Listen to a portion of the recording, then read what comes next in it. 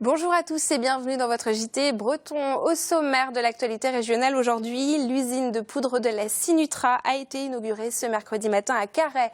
Nous étions sur place. Une inauguration qui intervient après une grave crise laitière au mois d'août. Marine Leclèche, bonjour.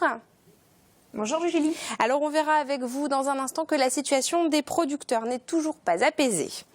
Dans l'actualité également, la production de miel au plus bas cette année et un exploit relevé par Jean d'Artigues. Atteint de la maladie de Charcot, ce Morbihanais va traverser l'Atlantique. Bienvenue à tous dans cette édition du mercredi 28 septembre 2016. L'usine Sinutra a été officiellement inaugurée ce mercredi matin à Carhaix en présence de l'industriel chinois, du préfet du Finistère et du maire de la ville, Christian Troadec. Cette infrastructure doit pouvoir transformer chaque année près de 300 millions de litres de lait breton. Reportage sur place de Frédéric Lorenzo. Inauguration en grande pompe ce mercredi à Carhaix pour l'usine de lait en poudre du groupe Sinutra. 600 invités, dont une bonne moitié de Chinois, ont attendu 10h08 précise pour assister au traditionnel coupage de ruban. Le 8 est un chiffre symbole de réussite et de croissance pour les Chinois. Nous avons construit une usine moderne, fiable, dotée des technologies et des équipements les plus performants. Nous sommes également fiers de pouvoir utiliser des matières premières françaises parmi les plus qualitatives au monde.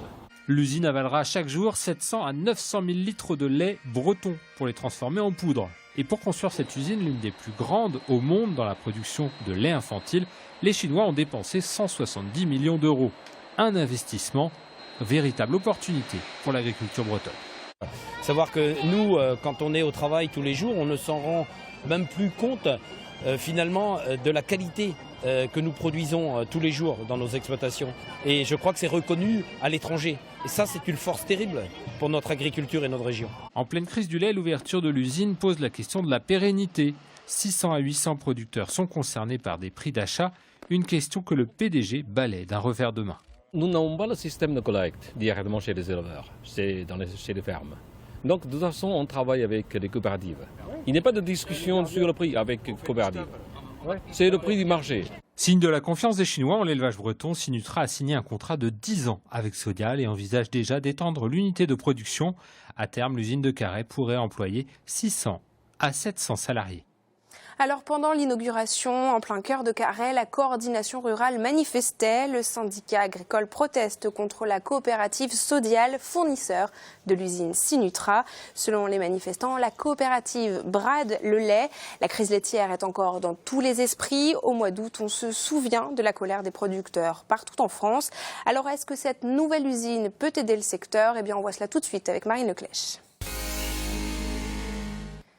Alors Marine, cette inauguration tombe quand même dans un contexte particulier.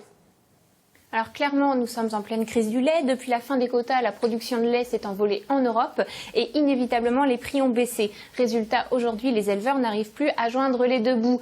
Alors à tel point que l'Union européenne a proposé d'indemniser ceux qui produiront moins. Rien que pour la France, 13 000 dossiers ont d'ores et déjà été déposés. Que craignent exactement les éleveurs ? Alors clairement, ils ne veulent pas brader leur lait. On l'a vu récemment avec Lactalis, les négociations entre producteurs et distributeurs sont très tendues. À Carhaix, 800 producteurs fourniront chaque année près de 290 millions de litres de lait. Mais ce sont quand même de nouveaux débouchés qui arrivent pour le secteur. Alors bien sûr, à l'image de la FRSEA, on se félicite de l'arrivée d'un tel projet dans le premier bassin laitier français. Mais ils attendent de Sodial, le principal partenaire de Sinutra, je cite, une reconnaissance. D'ailleurs, le premier syndicat agricole français prévient que ce projet doit contribuer à un rétablissement rapide et durable d'un prix pour les éleveurs. Merci beaucoup Marine pour toutes ces explications. Catastrophique, la pire année de l'apiculture française. Les qualificatifs sont à la hauteur du désastre. Seulement 9 000 tonnes de miel produits cette année contre 15 000 tonnes en 2015. Comment expliquer de tels résultats et quelles sont les perspectives pour la filière?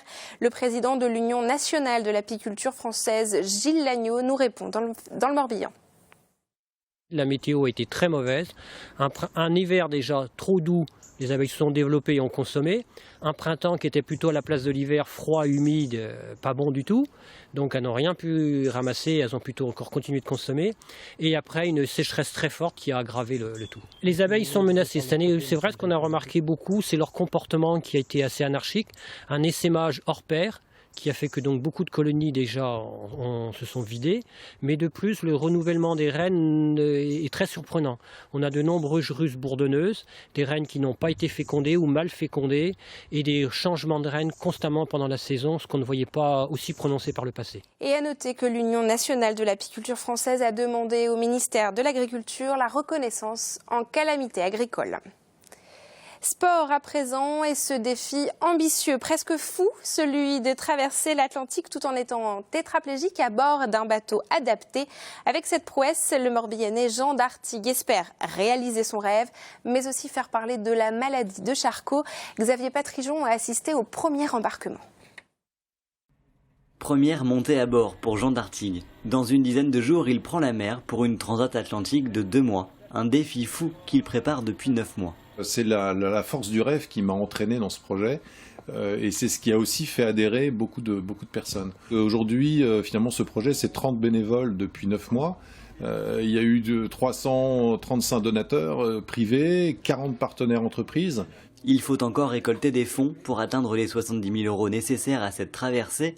Puis, dans un deuxième temps, il s'agira de la levée de fonds pour la recherche contre la maladie qui paralyse Jean comme 7000 autres personnes en France. La recherche cherche, ça fait 150 ans qu'elle cherche, c'est comme pour l'ensemble des maladies neurodégénératives. L'idée, c'est de pouvoir maintenant se servir de la notoriété liée à ce projet pour promouvoir la collecte pour la recherche sur la maladie de Charcot. Alors cette aventure, c'est un peu une bouffée d'air frais, qui sera positive pour le moral et peut-être pour la santé. C'est aussi l'objectif de l'expérience.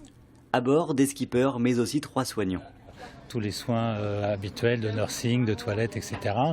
Et puis il y a l'inconnu par rapport aussi à son état de santé, qui certes est assez stable pour l'instant, mais enfin on ne sait pas exactement dans quelles conditions on va évoluer, conditions météo, etc. la mer. Et puis l'autre aspect qui pour moi est encore plus important, c'est le fait que Jean puisse faire le maximum de choses. L'assistance est de tout instant, et même si tout est prévu, le défi n'est pas anodin. Il ne faut pas oublier qu'on va être à un moment donné 8 jours tout seul au milieu de l'Atlantique, sans aucune assistance possible. 8 jours, ça paraît très court quand on est à terre. C'est vrai que c'est une prise de responsabilité, une prise de risque calculée, mais quand même bien réelle. Le bateau, quant à lui, est prêté et a dû être adapté. Il reste à l'équipage encore quelques jours pour s'adapter à ce nouvel espace et trouver sa place avant le grand départ, le 8 octobre à la Trinité-sur-Mer. Un autre exploit se prépare dans les eaux morbihanaises, le trophée Jules Verne. Le skipper Francis Joyon a dévoilé ce mercredi le nom des 5 membres d'équipage qui tenteront de battre avec lui ce record de tour du monde sans escale. Pas de surprise, ce sont les mêmes skippers que lors de sa dernière tentative. Le navigateur attend maintenant une bonne fenêtre météo pour partir, peut-être d'ici fin octobre. On l'écoute. On va repartir à 6, exactement comme l'année dernière. Et présenter l'équipage, ça va être d'une complexité folle parce qu'en fait, on repart exactement les mêmes. On a vu en plus qu'on n'était pas loin de la vérité, donc on a l'impression d'avoir un job à finir ensemble et rien n'est acquis, on n'est pas sûr de réussir, mais on sait qu'on était à 2 doigts de réussir, quoi. Et donc on voudrait aboutir dans ce truc-là. Le reste de l'actualité en Bretagne, c'est tout de suite, ça dure 60 secondes et c'est préparé par Benjamin Briand du Télégramme. Ils sont en accusation pour les maladies humaines, pour la disparition des abeilles, la pollution des cours d'eau. Mais votre municipalité utilise-t-elle des pesticides ? Le Télégramme vient de lancer un grand recensement des pratiques, commune par commune, à découvrir et à compléter sur le télégramme.fr. Un peu au sud, mais plein de Bretons, le Grand Pavois de La Rochelle a ouvert ses portes ce mercredi avec plus de 800 exposants, 750 bateaux, dont 300 à flot. Il s'agit du plus important rendez-vous de la côte atlantique. Mot d'ordre de cette année, la protection des océans qui en ont bien besoin. À Brest, opération porte ouverte à la Carène. Studio, matériel sono, box pour instruments, tout pour faire éclore le prochain plus grand groupe brestois du monde. Tremble Matmata. Pour finir, quelques belles images des goélands d'Armor en vol cet été au-dessus de la Bretagne. On aurait bien chanté « Fais comme l'oiseau », mais par respect pour Michel Fugain, on va s'abstenir. Et on se quitte avec ces images. Merci à tous de nous avoir suivis. On se retrouve demain pour un nouveau JT. À très bientôt.